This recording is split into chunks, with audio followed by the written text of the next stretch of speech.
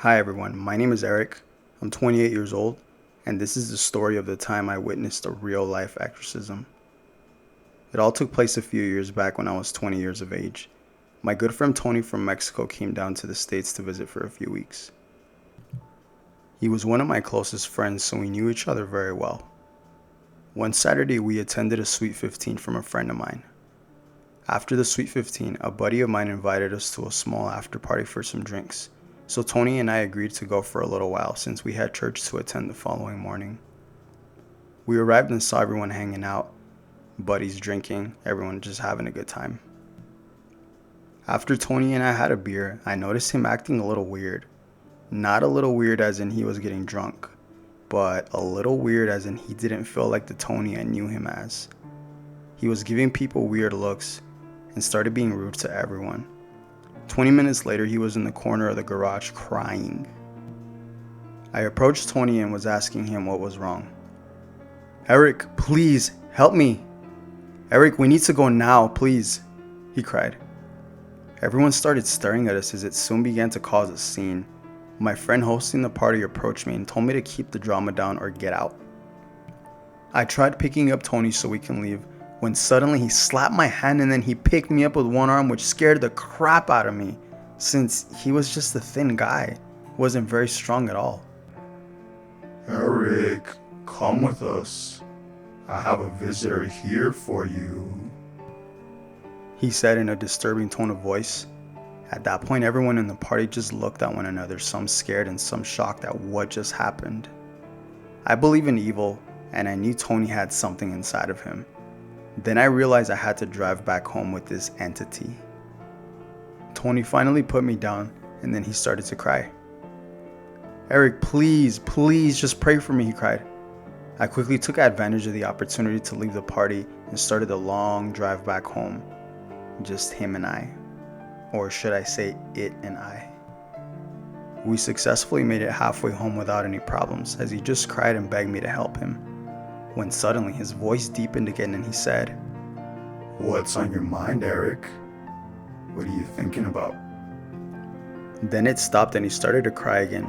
He looked in the back seat and said, "Eric, hurry please, we need to get home fast, I need to call my grandma." Then suddenly it wasn't Tony anymore. It started to tell me things about me, personal things, only things that I would know and nobody else. I drove even faster as this thing was right next to me, mocking me the whole drive home. Not knowing what was going to happen next. After what felt like an eternity, we finally arrived. I left Tony inside the car and rushed inside quick. I told my brother to hide the kids in the closet and told the rest of my family what had happened. My family and I come from a Christian background, so Bibles and holy water was absolutely necessary, as my brother and dad helped Tony out of the car and into my house. We sat him down and held him as tight as possible as my parents began to pray for him. He had this look of evil in his face, pitch black dark eyes that began to turn darker by the minute. This absolutely was not Tony anymore. "Your God cannot save you. Your God is a worthless piece of shit." He laughed as my parents continued to pray. He laughed and mocked all of us, and even said some things to us which I don't remember exactly what he said. Then he looked at my mother and said, "I can't touch you. Not you. I know the God that you serve." My mom laid hands on him and he began screaming and twisting his body in resistance to her touch. He started screaming and then began to spit and cough some weird colored mucus out. This went on for about 2 hours until it finally calmed. By now everyone was drained and exhausted from it all. Tony seemed asleep until he suddenly woke up and turned his neck towards my brother and grinned.